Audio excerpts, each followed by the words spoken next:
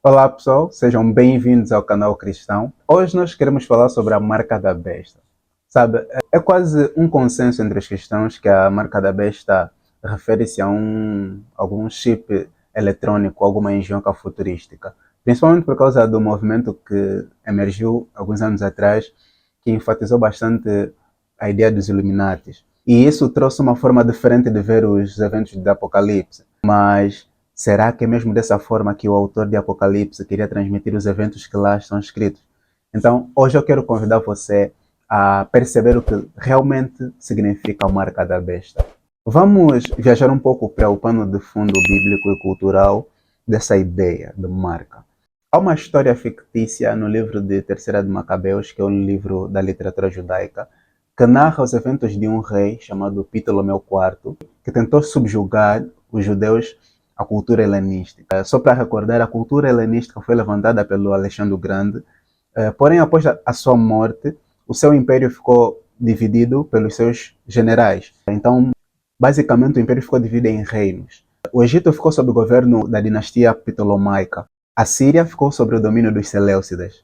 Esses dois reinos entravam bastante em combate, principalmente por causa da terra estratégica que estava lá à vista, que era Jerusalém. Um dia após o confronto deles, em que o Ptolomeu, que é o rei sobre o Egito, saiu vitorioso, ele, caminhando triunfantemente, passou por Jerusalém e tentou entrar no Santo dos Santos.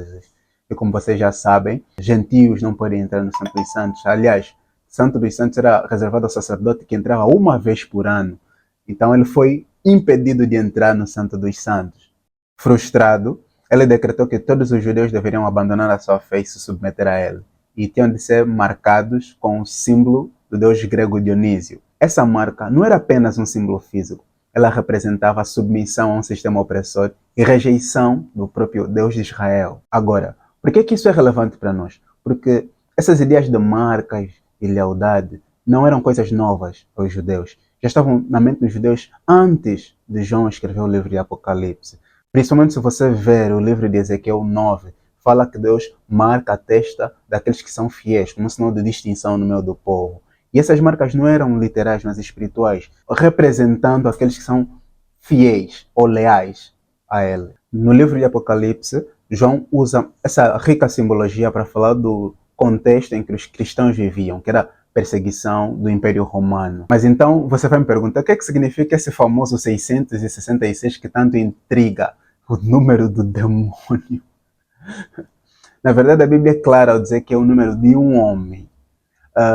Esse código está baseado numa prática que era comum para o povo judeu, que era chamada gematria. Essa prática não era restringida ao povo judeu, estava também na Síria. Como era comum aos judeus, João aproveita, usa isso para falar. Era uma prática baseada em atribuir valor a palavras. E esse 666 bate exatamente com a palavra Nero César, que foi um dos maiores perseguidores da igreja. Isso é tão intrigante que alguns manuscritos esse número varia e se torna 616, que na verdade era uma variação que batia novamente o nome Nero César, mas na forma latina. É como se os copistas soubessem de quem se tratava, eles faziam o favor de traduzir o nome para bater para aqueles que iriam receber os manuscritos. E isso reforça a ideia de que os leitores originais sabiam de que se tratava isso. Porque o livro de Apocalipse não é primariamente um livro sobre o final de todos os séculos. Na verdade, tem muito pouco sobre isso. Isso é assunto para um outro vídeo. Mas Apocalipse é primariamente uma carta para igrejas que estavam em sofrimento, estavam em perseguição, que João conhecia. Então era importante alertar a esses irmãos que eles seriam colocados numa situação semelhante à situação que nós falamos de Ptolomeu, a uma situação que eles teriam de escolher. João não estava preocupado em criar um enigma para ser decifrado 2000 anos depois. Não faz muito sentido, uma vez que as igrejas naquele momento estavam em perseguição acirrada. Sim, é verdade que muitas vezes as profecias têm duplo cumprimento e tudo mais, mas primariamente seria muito complicado trazer essas profecias para nós, porque João fala, calcule o número de um homem. Qual o método que nós vamos usar para calcular? João fala aos seus leitores, tendo em conta que eles têm a mesma mentalidade.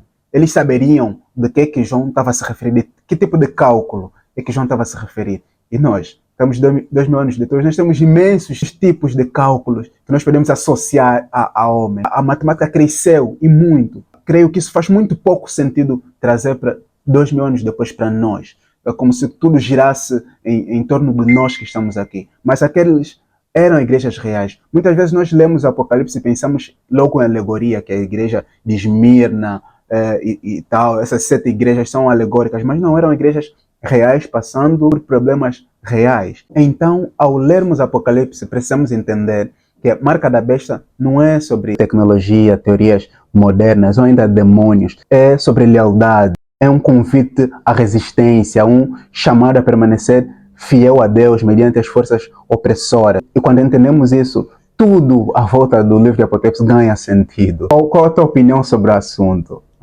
Deixe nos comentários, compartilhe esse vídeo com quem você puder compartilhar. E eu espero realmente que esse vídeo tenha te dado uma visão sobre o Apocalipse que realmente você tenha compreendido esse fenômeno.